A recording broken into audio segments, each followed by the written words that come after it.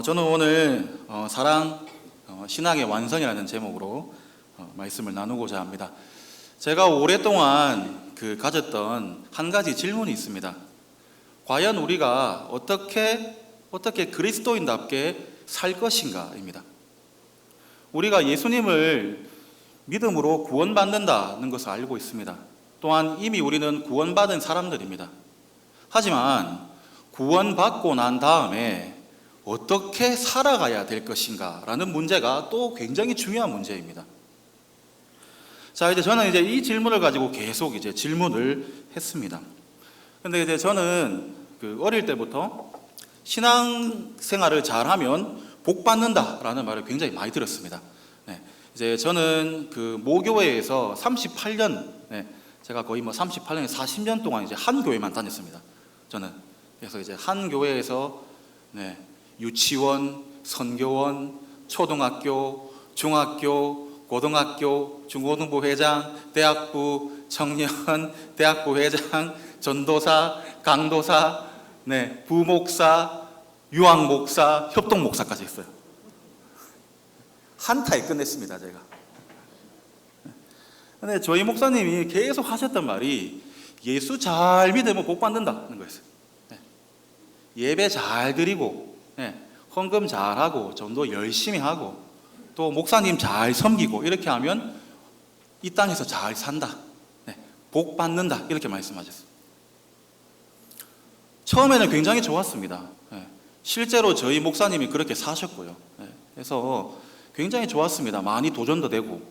근데 그런 말씀을 한 20년 동안 들으니까 제가 질문이 생겼어요.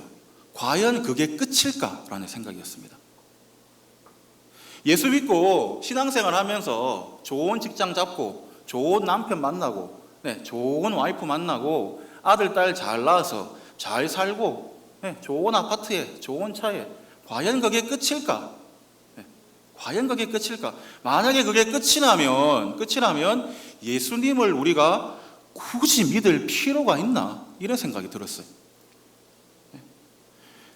왜냐하면 우리가 신앙생활을 진짜 제대로 하면 고난이 찾아옵니다. 고난만으로 끝나진 않지만 반드시 고난이 있거든요. 그러니까 이런 것들이 설명이 안 되는 거예요.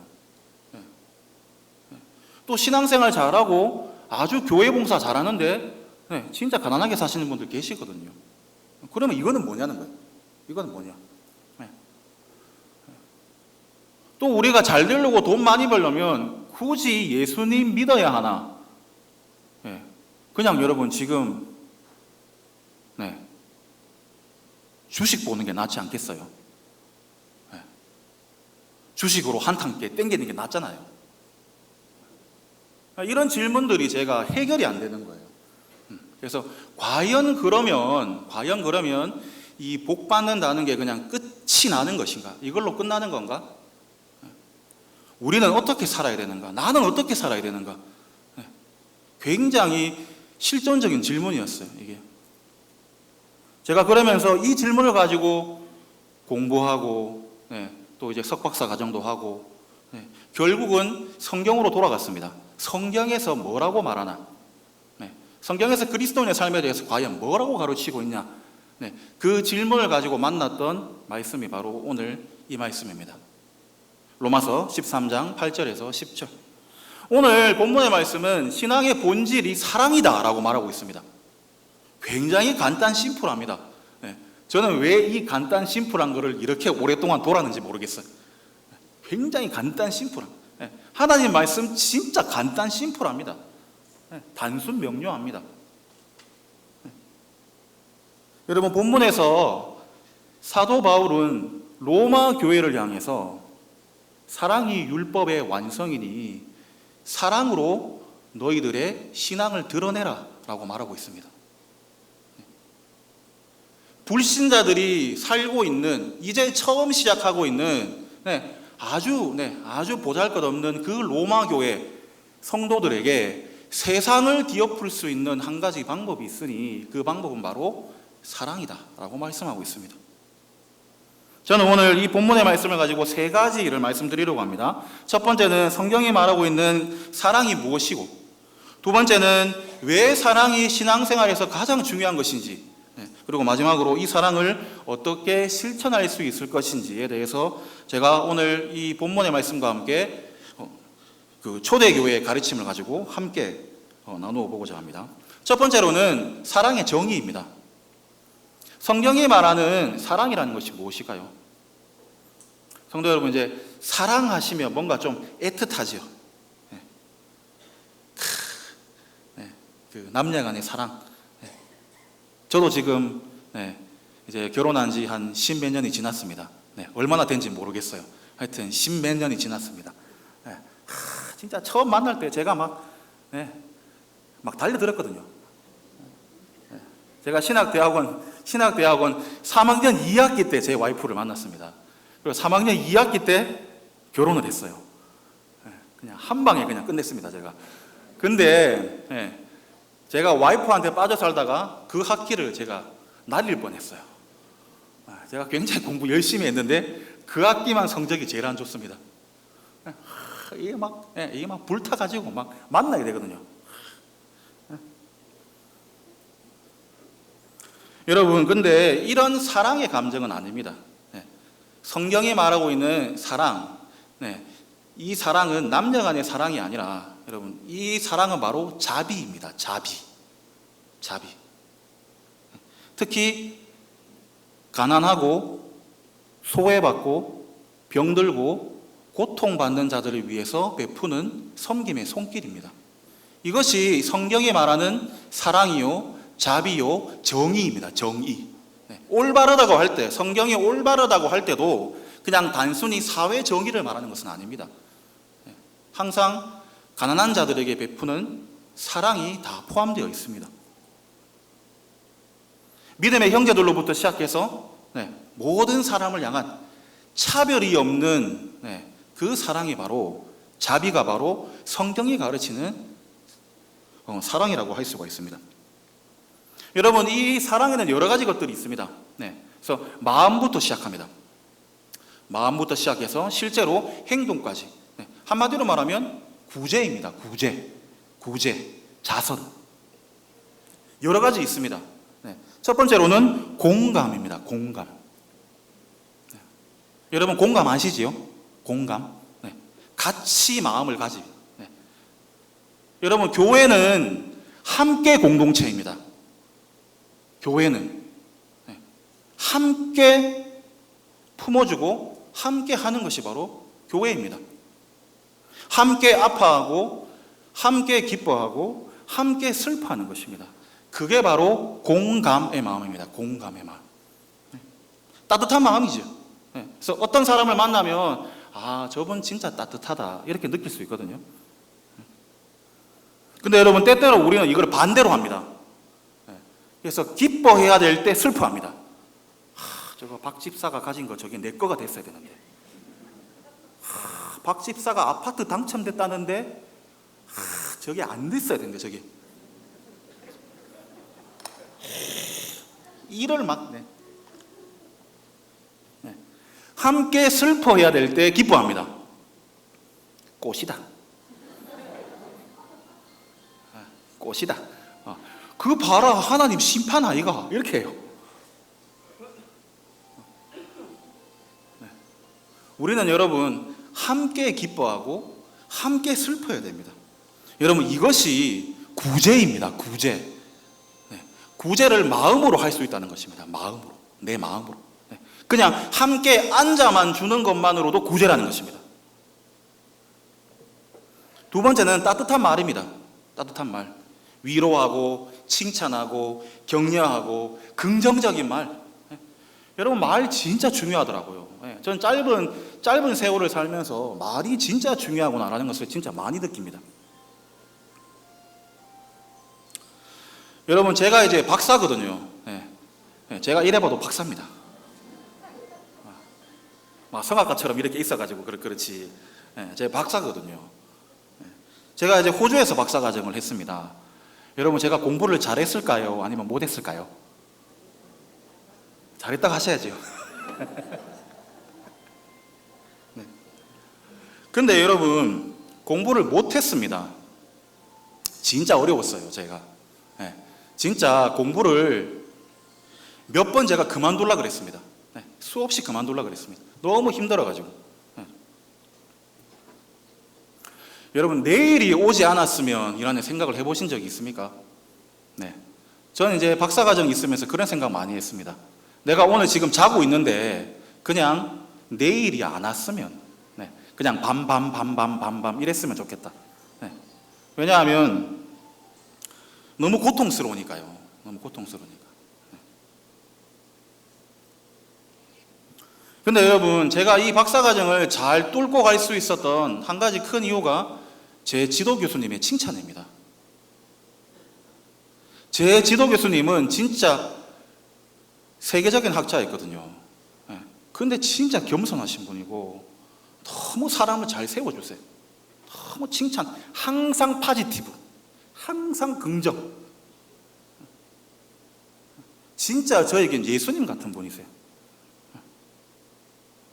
여러분, 제가 힘들게 꾸역꾸역 겨우 한두 장 이제 글을 써갑니다. 그러면 제 지도 교수님이 마치 칭찬하기로 작정한 사람 같아요. 내가 오늘 칭찬하면 제대로 해줄게, 이거 같아요. 너무 칭찬을 많이 해줘요. 네. 한두 장 써갔는데 한 15분, 20분을 칭찬하세요. 내가 썼는지 안 썼는지 모르겠습니다. 막 이거 좋고 저거 좋고 막 이러니까 제가 마치 진짜 세계적인 학자가 된 것 같아요. 내가 그렇게 잘 썼다는 건가? 그러면서 지도 교수님이 요거는 좀 고쳤으면 좋겠다 하면서 두세 장을 주세요. 네, 그러면 여러분 이게 잘 썼다는 겁니까? 못 썼다는 겁니까? 이제 말귀를 알아들으시죠? 그런데 여러분, 칭찬을 그렇게 하는 거예요. 그냥 여러분, 이것도 글이라고 가지고 왔나? 이래가지고 박사과정 못해. 이렇게 했으면 여러분, 저는 박사과정 못 마쳤을 거예요. 그런데 제 지도 교수님의 그 15분, 20분의 칭찬을 제가 들으려고 3년 동안 계속 글을 써갔습니다. 그러다가 끝났어요, 제가 박사과정이. 칭찬 듣다가 끝났어요. 제가 그 경험을 하고 난 다음부터 이 칭찬이라는 것이 사람을 엄청나게 변하게 하는 것이구나. 사랑하는 성도 여러분, 여러분의 남편, 가정 칭찬하십시오. 교회에 칭찬 좀 해주세요. 장로님 진짜 멋지십니다. 목사님 오늘 넥타이 보니까 막 진짜 좋네요. 저 사람 와적하노 싶어도 마음은 그래도 칭찬을, 칭찬 공동체, 긍정적인 말의 공동체, 그 공동체에 힘이 있습니다. 사랑하는 자녀, 여러분, 저도 자녀가 있습니다. 진짜 쥐어받고 싶어요. 저 내 아들 맞나 싶고 막 그렇습니다. 그래도 하나님이 너를 크게 쓰실 것이다. 너는 하나님의 사랑받는 자녀이다. 하나님이 태초부터 너를 향한 계획을 가지고 계시다. 너는 아무리 어디 다른 데 가서 방황하려고 해도 그렇게 못한다. 하나님의 사랑 안에 있다. 칭찬하고 격려하고 여러분 해주십시오. 우리가 비판할 수 있습니다. 또 우리가 충고할 수 있습니다. 하지만 될 수 있으면 칭찬을 해주시는 게 좋습니다. 그게 진짜 살리는 거더라고요. 여러분, 세 번째 봉사입니다. 봉사. 지금 제가 하고 있는 겁니다. 자기의 은사에 따라서 봉사하는 것입니다. 진짜 멋지죠, 여러분. 저는 지금 구제하고 있습니다. 구제하고 있습니다. 제 은사에 따라서 구제하고 있습니다. 여러분, 마지막은 물질입니다. 물질. 마음이 있으면 돈으로 나가야 됩니다. 여러분, 제가 이제 제 와이프가 이제 있습니다. 그리고 제가 이게 지금 이제 녹화되고 있기 때문에 제 와이프 사랑합니다, 제가. 여러분, 우리나라 속담 중에 낱말은 쥐가 듣습니까? 낱말은 쥐가 듣고 반말은 새가 듣죠. 그거 속담 바꿔야 됩니다. 낱말도 와이프가 듣고 반말도 와이프가 듣는다. 어디서 듣는지 모르겠어요. 다 듣고 와요. 여러분, 제가 이제 와이프가 한 번씩 예뻐 보일 때가 있습니다. 그러면 뭔가 이렇게 툭 이렇게 뭐 이렇게 옷을 좀 사, 손톱도 좀 해야 되겠고, 피부과도 좀 받고, 그렇게 하면서 제가 이제 생명을 연장해 가는 겁니다. 이제. 여러분, 여기 이제 그 청년들 계시지요? 네, 더치페이 하는 남자 만나지 마세요. 네, 결혼하기 전에 더치페이 하는 남자 만나지 마세요. 네, 결혼하기 전에 쓸데입니다. 네, 사랑하면 물질이 나갑니다. 네, 마음이 있는 곳에 네 마음, 네 보물이 있는 곳에 내 마음이 있다 하셨거든요. 네, 내 보물이 거기 있으면 내가 돈을 쓰는 것입니다. 네, 그래서 여러분, 네 가지죠. 네, 공감하고 말로, 봉사로, 물질로, 네 가지로 구제하는 것입니다. 여러분, 이게 구제입니다. 우리의 전부의 삶이 구제입니다, 사실. 여러분, 근데 이제 이렇게 생각하시죠. 나 아무것도 없는데. 여러분, 우리 입이 있잖아요. 우리 마음 있지 않습니까? 그냥 고통스러워하는 사람하고 같이 앉아만 줘도 됩니다. 같이 앉아서 눈물 흘리고 같이 기도해주고, 그게 구제입니다, 여러분. 그렇게 하시면서 돈도 주면 좋지요. 조금씩 하시면 됩니다. 조금씩. 하지만 반드시 하셔야 됩니다. 반드시 하셔야 됩니다. 여러분, 두 번째, 사랑은 신앙의 완성입니다. 쉽게 말하면 구제가 신앙생활에서 제일 중요하다는 것입니다. 섬김이 제일 중요하다. 희생과 나눔이 제일 중요하다는 것입니다. 가난하고 병든 자들, 고통받는 자들과 함께 하는 것이 가장 중요하다는 것입니다. 본문의 10절 말씀을 보시면 사랑은 율법의 완성이니라.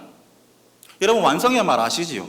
완성은 그야말로 최종적인 성취입니다. 여러분, 근데 이 말씀 진짜 짧잖아요. 10절 한 말씀이거든요. 이거 묵상하시면 진짜 대단합니다. 대단해요. 왜냐하면 여러분, 이 말은 곧 사랑이 율법은 곧 성경입니다. 성경. 사랑을 행하면 성경의 모든 계명을 다 지킨다는 말씀입니다. 이게 진짜 놀라운 말씀입니다. 제가 앞에서 말씀드렸죠. 성경의 가르침은 단순 심플하다고. 여러분, 근데 우린 좀 이상합니다. 우린 보통 신앙생활 잘한다 이렇게 생각하면 예배 잘 참석하고 전도 열심히 하고, 그리고 교회 봉사하고, 또 헌금하고 이런 거 생각합니다. 근데 여러분, 그거 맞습니다. 굉장히 중요합니다. 기도 중요하고 예배 중요하고 전도 중요합니다. 그러나 여러분, 그것은 신앙생활의 처음과 중간입니다. 제일 마지막은 사랑이 지켜야 됩니다. 그리고 사랑으로 해야 됩니다. 사랑으로 예배드리고, 사랑으로 전도하고, 사랑으로 말씀을 읽고, 사랑으로 기도하고, 그럴 때 우리 신앙이 완성되는 것입니다. 우리는 완성을 향해 가고 있습니다. 구원받았지만 완성을 향해 가고 있습니다. 여러분, 근데 사실 이 말씀요, 예수님 말씀입니다. 그래서 예수님이 그 요한복음 13장 34절, 새 계명을 너희에게 주노니 서로 사랑하라. 예수님이 새 계명 주셨어요. 근데 한 개밖에 없습니다. 서로 사랑하라. 여러분, 새 계명이 있으니 헌 계명이 있겠지요. 헌 계명이 무엇일까요? 헌 계명은 구약입니다. 여러분, 구약의 계명이 몇 개 있는지 아세요? 학자들이 하는 일들 중에 숫자를 세는 게 있습니다. 숫자를 세보니까 613개 정도 된다 그래요. 여러분, 613개 한번 지켜보실래요? 그래서 내일부터 준비 땅 해서 하면 하루에 한 가지씩 지키면 2년 걸립니다. 그리고 여러분, 요거 다 지켜야 돼요. 하나라도 어기면 다시 돌아갑니다. 그러면 여러분, 우리 계속 뺑뺑이 도는 거예요. 계속 뺑뺑이 돕니다. 왜냐하면 우리 다 지킬 수 없어요. 그거 다 지킬 수 있으면 예수님이 필요가 없어요. 지킬 수 없거든요. 요거 못 지키니까 예수님이 하나로 다 몰아줄게. 쭉 사랑하라. 끝. 진짜 멋있지요. 진짜 멋있죠. 세상에 이런 종교가 어디 있습니까, 여러분? 여러분, 종교는 많은 걸 요구합니다. 많은 이것도 행하고 저것도 행하고 저렇게 해라. 그러나 기독교만 단순 심플입니다. 사랑하라. 끝. 여러분, 저는 어렸을 때 성탄절이 되면 그 종합 선물 세트 받는 그 기분을 이제 그 기대로 살았어요. 혹시 아시는지 모르겠는데 이렇게 박스로 된 겁니다. 박스로 돼서 그 안에 사탕도 넣고 막 과자 넣고 막 이랬거든요. 하나로 이렇게 주는 거예요. 그거 받으면 진짜 막 너무 행복했어. 예수님이 이렇게 하세요. 한 세트로 몰아가지고 요거다 이렇게 주시는 거예요. 여러분, 예수님이 일타강사입니다. 일타강사는 요약을 핵심 딱 찌르거든요. 예수님이 요즘 시대에 살았으면 유튜브 난리 났습니다. 구독과 좋아요, 댓글은 사랑입니다. 예수님이 이 말씀 한마디만 하셨으면 여러분 진짜 떼돈을 보셨을 거예요. 일타강사. 오고 앞으로 오는 모든 사람, 모든 선생 다 합쳐도 예수님한테 안 됩니다. 예수님은 우리에게 영생의 길을 알려주셨어요. 그 길이 하나가 이웃사랑이라는 것입니다. 여러분, 우리는 지금 어떻게 살고 있습니까? 우리에게 정말 섬김과 희생의 삶이 있습니까? 가난하고 고통받는 사람들에 대해서 마음이 있습니까? 아니면 신앙생활을 하면 할수록 내 것만 더 막 움켜쥐고 계십니까? 아파트 값이 얼마나 올라가고 주식이 얼마나 올라가고 내 차는 어떻게 되고, 여러분 이것만 보십니까? 여러분, 만약에 후자라면 여러분의 신앙은 가짜입니다. 그런 신앙은 없습니다. 그런 기독교는 없습니다. 사랑이 없는 기독교 가짜입니다. 나 혼자 잘 먹고 잘 사는 기복주의입니다, 그게. 하지만 성경은 우리에게 사랑을 말씀하고 있습니다. 제가 구제만 하라는 거 아닙니다. 기도하고 성경 읽고 예배드리고 전도해야지요. 하지만 여러분, 예배의 완성이 사랑입니다. 전도의 완성이 사랑입니다. 기도의 완성도 사랑입니다. 말씀 묵상도 완성은 사랑입니다. 이게 있어야 됩니다. 이게 있어 마지막 퍼즐이 맞춰져야 됩니다. 그러면 우리의 신앙이 그때 빛이 나는 것입니다. 여러분, 초대교회가 이거 잘 보여줬습니다. 초대교회는 1세기부터 6세기까지 역사합니다. 여러 가지로 정의해 볼 수 있는데요. 그 중에 한 개가 초대교회는 부흥의 역사입니다. 놀라울 정도로 부흥했습니다. 근데 요 기독교의 성장 과정, 성장 배경을 보시면 희한합니다. 왜냐하면 종교가 될 수 없는 환경이었어요. 상황이 굉장히 불리했습니다. 기독교 처음에 여러분 듣보잡 아시죠? 듣보잡. 듣도 보도 못한 종교가 나온 거예요. 어디 갈릴리 촌동네에서 예수라는 사람이 나와가지고 말하고 자기가 다시 살았다 그러고 어부들이 막 따라. 여러분, 어부들, 그 시대의 어부들은 여러분 사람이 아닌 사람들이에요. 막 그런 사람들이 제자로 따라다니고 막 이러니까 여러분, 그런 종교가 제대로 보이겠습니까? 실제로 관심이 없어요. 그냥 듣보잡 종교입니다. 그렇게 있다가 없어지는 종교 많거든요. 그러니까 사람들이 별로 관심이 없어. 또 뭐 있구나. 여러분 집 주위에 지금 식당이 몇 개 있는지 알고 계십니까? 이거 알고 계시면 이제 사업을 하셔야 돼요. 우리 모릅니다. 뭐가 있다가 뭐가 사라지고 뭐가 들어오고, 와, 뭐가 들어왔구나. 근데 또 다른 날 가보니까 또 없어요. 또 이런 겁니다. 초대교회 기독교는 이렇습니다. 언제 사라져도 아무 상관이 없는 종교입니다. 250년 동안 박해받았습니다. 또 이단의 공격이 있습니다. 또 기독교는 하나님만 믿었기 때문에 사회로부터 공격을 많이 받았어요. 그 당시에 사람들은 전통 종교, 이제 여러분, 이제 우리로 말하면 우리의 조상을 잘 섬겨야 우리가 복받고 잘 살 수 있다. 이런 생각을 가지고 있었습니다. 근데 저 기독교인이 나와가지고 이런 자기들의 질서를 다 흩어놓는 거예요. 흩어놓는 거예요. 우상은 다 가짜다 이렇게 말하니까 여러분 그거는 사회에 대한 직접적인 공격입니다. 우리가 살고 있는 이 사회 질서를 깨트리는 자들이에요. 그래서 나쁜 일만 생기면 홍수가 나고 지진이 나고 전쟁이 나고 나쁜 일만 생기면 전부 다 기독교인들을 사자한테 던져라 이렇게 나가는 거예요. 저 사람들이 전통신을 버려서 그렇다 이렇게 나갑니다. 진짜 안티 기독교, 반 기독교 그런 것들이 너무 그냥 팽배해 있는 사회입니다. 지금 안티는 사실 이 시절에 비하면 그렇게 큰 것도 아닙니다, 사실. 근데 여러분 이 과정을 뚫어냈어요. 이 과정을 뚫고 계속해서 성장해서 313년에 공인이 되고 381년에 국교가 되었습니다. 350년 정도가 되면 로마 인구의 반이 이제 기독교인이 됩니다.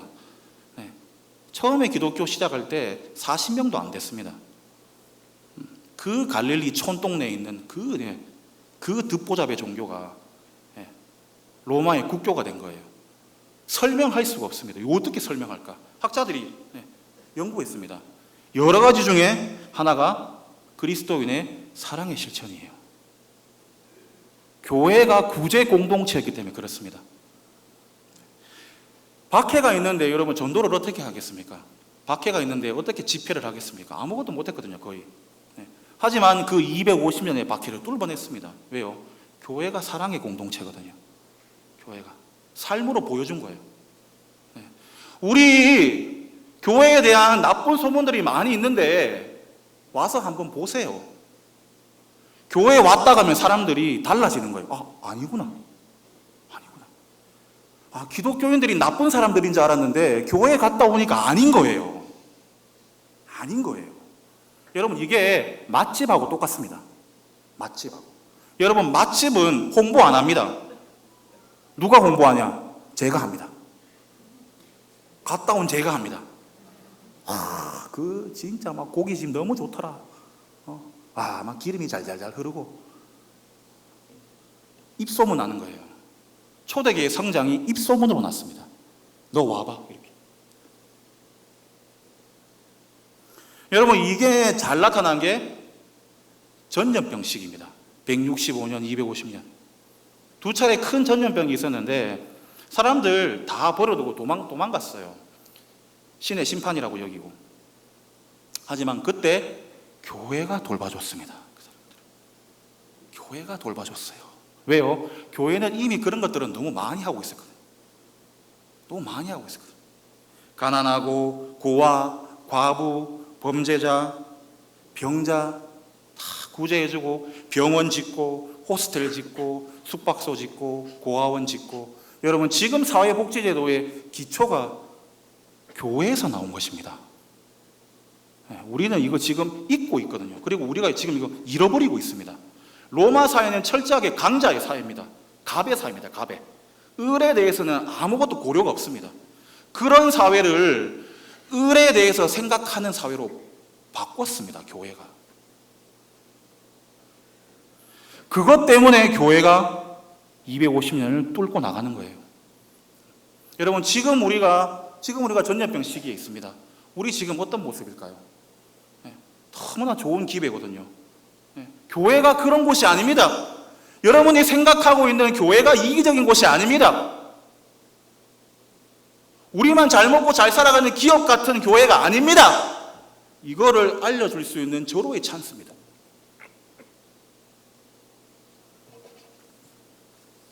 여러분 마지막으로 신앙의 실천은 계속하는 것입니다. 여러분 8절을 보시면 피차 사랑의 빛 외에는 아무에게든지 아무 빚도 지지 말라 이런 말씀이 있습니다. 여러분 이 말씀 조금 어려운 말씀인데요. 쉽게 풀면 우리가 아무리 갚아도 사랑의 빚은 갚지 못한다는 것입니다. 내가 오늘 사랑을 실천했다고 해서 내일 안 해도 된다는 말이 아닙니다. 오늘도 하고 내일도 하고 우리가 천국 가는 날까지 하는 것입니다. 계속 한다는 것입니다. 빚이 계속 남아있다. 여러분 그 빚져 보셨습니까? 저는 큰 대출이 하나가 있습니다. 제가 이제 아파트 한 채가 있거든요. 아파트가 굉장히 비싸더라고요. 저는 막 세상 물정 모르고 살다가 아파트 하나를 그냥 덜컥 샀는데 빚이 너무 많습니다. 어떻게 갚을지 모르겠어요. 대출한 게 큰 게 있습니다. 제가 국민 땡땡, 국민 땡땡입니다. 여러분, 저희 집 가운데서 제 것은 작은 방 화장실 정도입니다. 나머지는 전부 다 뭐 국가 거고, 뭐 국민 땡땡 거고 이렇습니다. 여러분, 제가 이거 얼마나 갚아야 되는지 아세요? 은퇴까지 갚아야 됩니다. 제 지금 굉장히 지금 젊어 보이죠? 진짜 젊습니다, 저. 제가 학교 은퇴하면 그때 이제 다 갚습니다. 멋지지요? 갚습니다. 그래서 제 와이프가 그때까지는 죽지 마라 그래요. 이거는 갚고 죽어라. 죽을 때라도. 이거는 갚고. 운동 열심히 하고, 밥 잘 먹고, 밥도 잘 안 차려주면서 밥도 잘 먹고, 뭐 그렇게 해요. 근데 여러분, 이 빚도 한 30년 갚으면 끝나거든요. 근데 여러분, 사랑의 빚은 그게 아니랍니다. 계속 갚는 거랍니다. 여러분, 왜요? 우리가 빚졌기 때문에 그렇습니다. 누구에게요? 예수 그리스도에게, 예수님에게. 마태복음 18장 21절에서 35절. 우리는 예수님께 1만 달란트의 빚을 졌습니다. 여러분, 1만 달란트 현재의 돈으로 환산하면 30조입니다. 여러분, 성경이 30조라고 말하는 건 우리 능력으로 갚을 수 없다는 것입니다. 죄와 사망 가운데 살고 있는 우리가 영생을 얻을 수 있도록 우리가 아무리 노력해도 안 된다는 것입니다. 다람쥐 쳇바퀴 돌듯이 계속 한다는 겁니다. 그러나 예수 그리스도께서 이 빚을 한 방에 탕감했습니다. 이것이 복음입니다. 우리 노력, 우리 능력이 아니라 독생자이신 예수 그리스도, 그분의 능력으로 우리가 구원받았다는 것입니다. 여러분, 구원받았다는 것입니다. 우리의 힘과 능력이 아니라. 근데 여러분, 이 빚이 남아 있습니다. 누구에게요? 형제 자매들에게 남아 있습니다. 마태복음 25장 31절에서 46절. 가난한 자들 가운데 그리스도가 계십니다. 지극히 작은 자 한 명에게 한 것이 나에게 한 것이다. 예수님 말씀하셨어요. 이제 그 빚을 거기로 갚으라는 겁니다. 예수님한테 갚으라는 게 아니고, 여러분, 예수님은 자기한테 갚으라고 말씀 안 하셨어요. 가난한 자들에게 갚으라. 고통받는 형제들에게 갚으라. 네 주위의 사람들에게 갚으라는 것입니다. 여러분, 구제하면 왜 우리가 이게 힘들까요? 저도 힘듭니다. 왜 그럴까요? 구제를 손해라고 생각하거든요. 내 돈 나가고 내 시간 나가고 내 노력 나가고 이러니까 남는 것도 하나도 없고 뭐 알아주는 사람도 없고 속만 상하고 그런 일들 실제로 많습니다. 그래서 하다가 그냥 안 하고 아니면 그냥 관심이 없고 이렇게 돼요. 그런데 여러분, 손해가 아닙니다. 왜요? 하나님이 갚아주시거든요. 하나님. 잠언 19장 17절. 가난한 자를 불쌍히 여기는 것은 여호와께 구워드리는 것이니 그의 선행을 그에게 갚아주시리라. 사람에게 안 드러내고, 여러분, 조용히 하면, 마태복음 6장 1절부터 4절, 은밀하게 보시는 아버지께서 갚아주시리라. 여러분, 하나님이 우리의 빚쟁이가 되신답니다. 여러분, 빚쟁이 상태 아시지요? 빚쟁이 말을 못 하잖아요. 내 돈 꾸어간 그 사람이 나한테 뭐 말할 수 있습니까? 내가 언제든지 거기에 가서 돈 내놔, 빨리. 돈 내놔, 빨리. 이렇게 할 수 있거든요. 그거 하나님께 하시라는 겁니다. 희생과 섬김의 삶을 살고 사람들한테 그거를 여러분 인정받으려고 하지 마시고 하나님께 말하십시오. 하나님 갚아주세요. 내 눈물과 내 수고와 내 돈과 내 노력 아시지요? 갚아주세요. 이거 갚아주셔야 돼요. 당신이 나에게. 왜냐? 당신이 나한테 을이 된다 하셨잖아요. 하나님은 우리의 을입니다. 담대하게 말씀하셔야 돼요. 담대하게. 여러분, 저희 집은 진짜 가난했습니다. 저는 진짜 유학 생각은 진짜 꿈도 못했습니다. 제가 오늘 이 자리에 있을 거라고는 저는 상상도 못했습니다. 저희 집은 어머니가 먼저 예수님 믿었습니다. 근데 이 어머니가 무슨 바람이 들어가는지 모르겠는데 예수님 믿자마자 저희 교회 사모님이 심장 판막 수술을 2번 하셨어요. 아주 가정일을 못 하셨어요. 그래서 그 사택 일을 누가 이제 도와주는 사람이 항상 있었어야 됐어요. 우리 어머니가 예수님 믿자마자 그걸 했어요. 그 사택 일을 하셨어요. 사택 일을 하면서 같이 이제 그 전도사 일도 했습니다. 새벽 4시부터 저녁 8시까지. 저는 아침 먹은 적이 거의 없습니다. 왜냐하면 엄마를 볼 수가 없으니까요. 제 운동회, 졸업식, 저는 아무것도 없습니다. 사진이 아무것도 남은 게 없어요. 왜냐하면 안 왔으니까요. 외식도 거의 못했습니다. 가족여행 한번 제대로 한 적 없습니다. 근데 저는 예수님 믿으면 다 이렇게 사는 줄 알았어요. 근데 아니더라고요. 저희 이제 건축한다고 집을 3번, 4번 팔았습니다. 건축원금으로. 집 팔고 반지하에서 살았습니다, 저희가. 근데 어머니는 그 가운데서도 또 시간을 쪼개가지고 학교 가서 전도하는 거예요. 초등학생들 떡볶이 사주고. 여러분, 그 어머니들 가지고 있는 수첩 아시지요? 너덜너덜한 거. 거기에다가 애들 이름을 적어가지고 그렇게 떡볶이 사주고 꼬지 사주고 교회 와리 이렇게. 제가 엄마 왜 우리는 이렇게 살아가노? 저는 하나님이 저에게 주신 것은 딱 한 개밖에 없습니다. 한 개밖에 없다고 생각합니다. 저는 공부입니다. 공부를 잘하는 것도 아닙니다. 그냥 좋아합니다. 이게 그냥 제가 받은 하나예요. 그래서 나는 여기에 한석봉이 엄마는 떡 썰어라, 나는 글씨 쓸게. 똑같이 엄마는 그렇게 기도하시고 나는 공부하고. 진짜 공부 진짜 독하게 했습니다. 그리고 이제 교회 봉사하고 또 주말엔 또 교회 봉사하고. 그래서 부산에서 대구, 대구에서 천안 계속 왔다 갔다 했습니다. 그리고 방학 때가 되면 이제 제가 타 지역으로 가야 되는 거예요. 그래서 서울로 이렇게 갔습니다. 이제 공부를 하려고. 제가 그렇게 가니까 저희 목사님이 너무 속상해 하셨어요. 그냥 내 옆에서 와서 좀 이렇게 도와주지 무슨 공부를 하겠다고 저렇게 별나게 돌아다니냐. 그래서 저희 목사님은 거의 저하고 할아버지 진짜 이제 이렇게 지냈어요. 그러니까 이제 목사님도 이제 속상하시니까 이제 속에 있는 말을 다 하시는 거예요. 공부가 다가 니 그 공부 왜 그렇게 하노?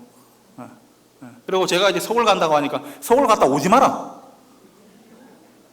제가 속으로 옵니다. 절대 안 나갑니다, 내가. 속상하시니까요. 그게 이제 이해가 되더라고요. 근데 여러분, 제가 이제 주일 사역을 다 끝마치고 이제 서울로 갔습니다. 그 이제 세평 남짓한 진짜 이제 고시원에서 제가 이제 있었는데, 그 이제 고시원에 앉아가지고 제가 다음 날에 볼 그 헬라어와 라틴어를 딱 펼쳤는데 눈물이 주르륵 나는 거예요. 눈물이 주르륵 나요. 이게 내가 이제 읽히는 거예요. 와, 내가 이걸 읽을 수 있는 능력이 있구나. 저는 아무 희망이 없다고 생각했어요. 근데 하나님이 나에게 너무 빛나는 은사를 주신 거예요. 이거를 읽을 수 있는 능력을 나에게 주셨구나. 그 순간부터 모든 걱정이 다 없어졌어요. 내가 돈 없어도 되고, 아는 사람이 없어도 되고, 백이 없어도 되고, 배경이 없어도 되고, 아무것도 없어. 하나님만 있으면 된다. 사람은 변하지만 하나님은 변하시지 않는다. 하나님, 나 이거 할 수 있게 좀 인도해 주세요. 진짜 이거 열심히 할게요. 하나님 좀 도와주세요. 도와주세요. 하나님 다 가지고 계시잖아요. 천지 만물, 모든 것이 다 당신께 달려 있잖아요. 그러니까 나한테 좀 주세요, 이거. 내가 진짜 봉사의 삶을 살게요. 여러분, 그러면서 제가 그때 불렀던 찬송이 주 안에 있는 나에게입니다. 주 안에 있는 나에게 딴 근심이 있으랴 십자가 밑에 나아가 내 짐을 풀었네.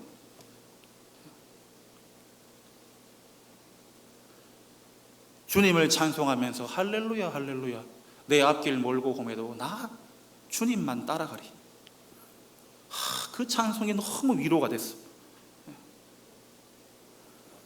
여러분, 그렇게 저와 어머니의 길고 긴 약 한 40년의 시간이 그렇게 흘러갔어요. 하나님이 그 복을 다시 돌려주셨어요. 섬기고 희생하고 살았다, 그거 다 헛된 것인 줄 알았는데 리턴해서 다 돌아왔어요. 석박사 유학 풀 장학생으로 제가 했습니다. 돈 한 푼 안 들이고. 그리고 지금 제가 여기 서 있습니다. 갈라디아서 6장 9절, 우리가 선을 행하되 낙심하지 말지니 포기하지 아니하면 때가 이르면 거두리라. 때가 이르면 거둔다. 우리의 때가 있습니다. 섬김의 때가 있습니다. 하나님이 보시는 시간이 있습니다. 우리 시간이 아닙니다. 하나님이 보실 때 때가 차면 주신다는 것입니다. 기복주의 아닙니다, 여러분. 성경에 써 있습니다. 성경에 써 있습니다.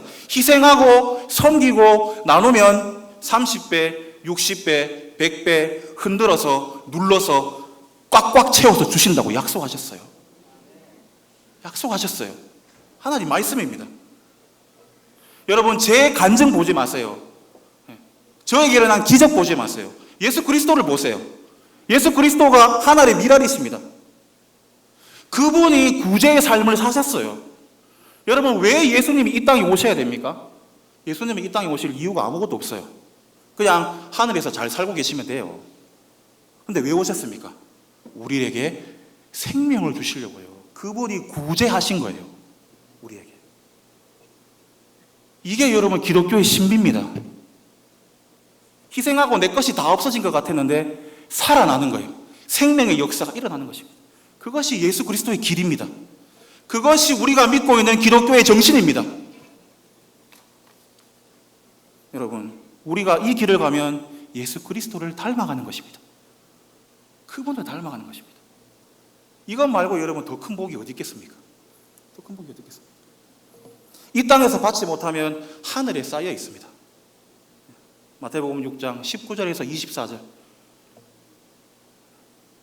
하늘에 보물을 쌓으라. 성도 여러분, 이런 길을 한번 걸어보시지 않겠습니까? 섬기고 희생하고 나누고 얻고 소외받고 고통받는 자들을 위해서 친구가 되어주지 않겠습니까? 여러분의 삶을 섬김을 위해서 희생해보지 않으시겠습니까? 기독교가 정말 사랑의 종교라는 것을, 사람들이 오해하는 그런 이기적인 종교가 아니라는 것을 여러분 한번 보여주고 싶지 않으십니까? 여러분, 같이 가십시다. 저도 부족하지만 우리 함께 가야 됩니다. 성령님이 도울 것입니다. 우리 예수님은 결코 변하지 않습니다. 어제나 오늘이나 내일이나 영원토록 동일하신 분입니다. 여러분, 이 땅에서 비록 우리의 섬김이 아무 결과가 없다 하더라도 우리는 마지막 날에 예수 그리스도를 볼 것입니다.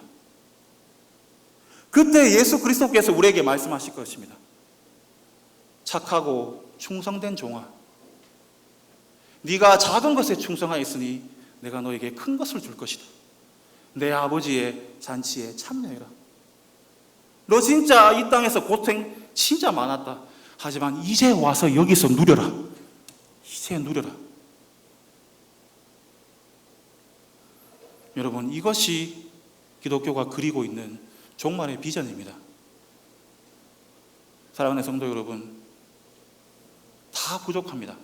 하지만 우리는 할 수 있습니다. 할 수 있습니다. 한두 명의 노력으로, 한두 명의 희생으로 다시 살아날 수 있습니다.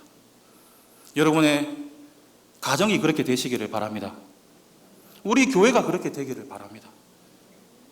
그리하여 마지막 날에, 여러분, 마지막 날에 모든 인생을 다 결산할 때, 그때 착하고 충성된 종이라는 우리 예수 그리스도의 그 말씀을 들으실 수 있는 여러분이 되시기를 바랍니다.